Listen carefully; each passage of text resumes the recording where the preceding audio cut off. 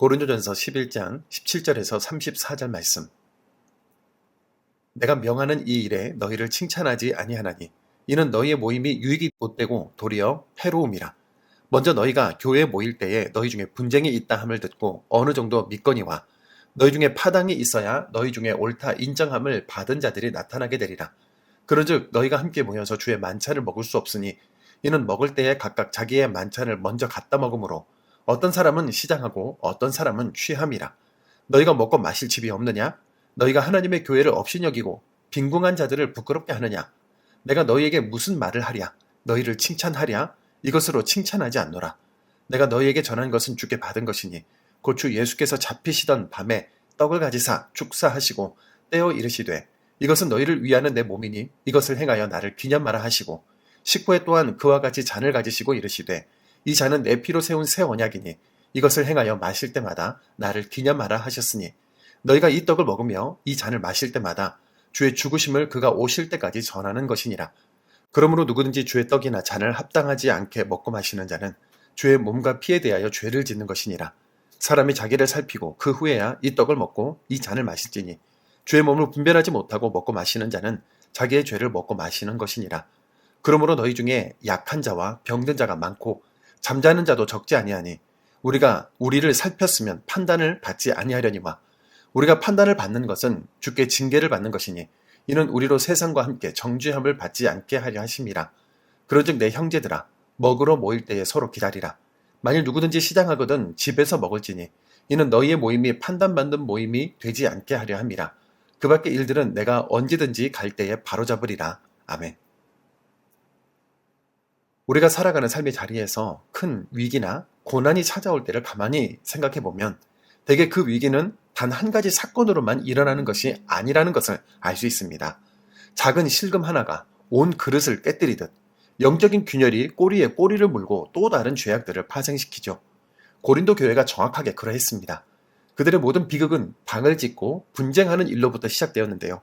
교회 안에서 편을 가르고 다투다 보니 세상도 나쁘끄러워하는 계모와의 근친상간을 방임했고 자존심이 상하면 지체들을 세상 법정에 고소했으며 내게는 모든 자유가 있다고 큰소리치며 자기 사업을 위해 우상재단에 절하기도 했습니다. 그리고 그 세석화의 실금은 교회의 가장 거룩하고 생명과도 같은 예식인 성만찬의 식탁마저 오염시키고 말았죠.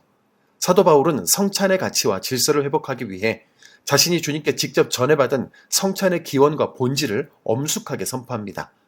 주님은 잡히시던 날 밤 떡을 가지사 축사하시고 떼어주시며 말씀하셨습니다.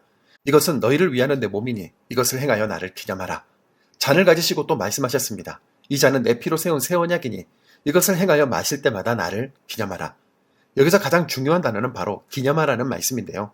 이것은 단순히 과거의 역사적 사건을 추억해보라는 것이 아니라 나를 구원하시기 위해 살을 찢기시고 피를 흘려주신 예수 그리스도의 대속적 죽음과 그분의 십자가 사명을 오늘 내 삶으로 본받아 살아내겠다는 엄숙한 다짐입니다. 그런데 당시 고린도 교회의 성만찬 현장은 기가 막힐 정도로 부끄러운 모습을 하고 있었는데요. 당시 초대교회는 직접 음식을 싸워서 예배 전에 함께 식사를 나누는 일들이 있었습니다. 예배를 드리던 주일을 휴일로 지키지 않던 때라서 하루 일과를 마친 저녁 시간이 돼서야 다 같이 모여 예배를 드릴 수 있었죠. 그런데 시간 많고 부유한 상류층 사람들은 일찍 모여서 자기들이 싸온 음식을 마음껏 먹고 마셨습니다. 심지어 어떤 이들은 포도주에 취한 채로 예배를 드릴 정도였죠. 반면 하루 종일 일을 해야 했던 가난한 품꾼들과 소외된 노예들은 늦게서야 지친 몸을 이끌고 예배 자리에 도착했습니다. 그들이 허기지고 지친 상태로 교회로 왔는데 이미 대부분의 음식은 다 동이 났고 부자들은 배를 두드리며 만족해하고 있었던 겁니다. 교회 안에서조차 세상의 빈부격차와 신분의 벽이 그들을 갈라놓았던 거죠. 사도 바울은 이 행위를 보며 불같이 책망합니다. 22절입니다. 너희가 먹고 마실 집이 없느냐? 너희가 하나님의 교회를 업신여기고 빈궁한 자들을 부끄럽게 하느냐? 내가 너희에게 무슨 말을 하랴? 너희를 칭찬하랴? 이것으로 칭찬하지 않노라. 가장 거룩해야 할 성찬식에서조차 세상의 만몬 권세와 바벨 정신이 판을 치고 가난한 형제들에게 상대적 박탈감과 아픔을 주는 것은 주님의 성찬을 모독하는 행위요. 하나님의 몸된 교회를 짓밟아버리는 영적 범죄라는 겁니다.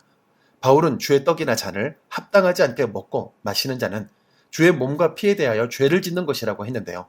여기서 합당하지 않게 먹는다는 것은 우리가 도덕적으로 완벽하지 않은 상태에서 성찬에 참여한다는 뜻이 아니라 배고파하는 형제의 고통은 아랑곳하지 않은 채 자기만 배부르면 된다는 이기적인 태도로 성찬에 참여하는 것을 의미합니다. 그래서 바울은 다 모일 때까지 서로 기다리라고 하는데요. 기다리라. 이 한마디가 오늘 우리에게 주시는 성령님의 음성입니다.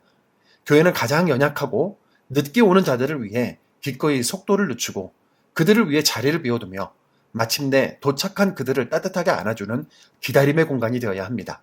진짜 성숙은 내 권리를 다 쓰지 않고 연약한 지체를 위해 기꺼이 나를 제어하며 양보하는 이 거룩한 기다림에 있습니다. 이번 한 주간 내 주변에 약하고 곤고한 지체들을 사랑의 마음으로 보살핍시다.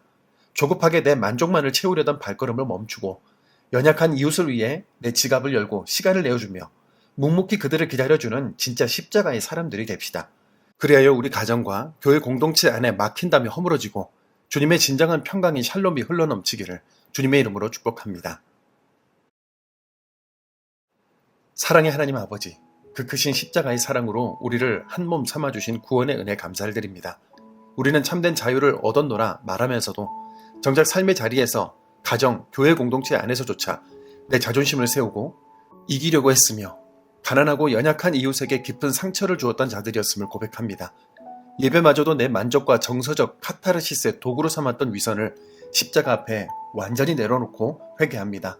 이제는 서로 기다리라 하신 하나님의 음성을 우리 심령에 새기게 하옵소서.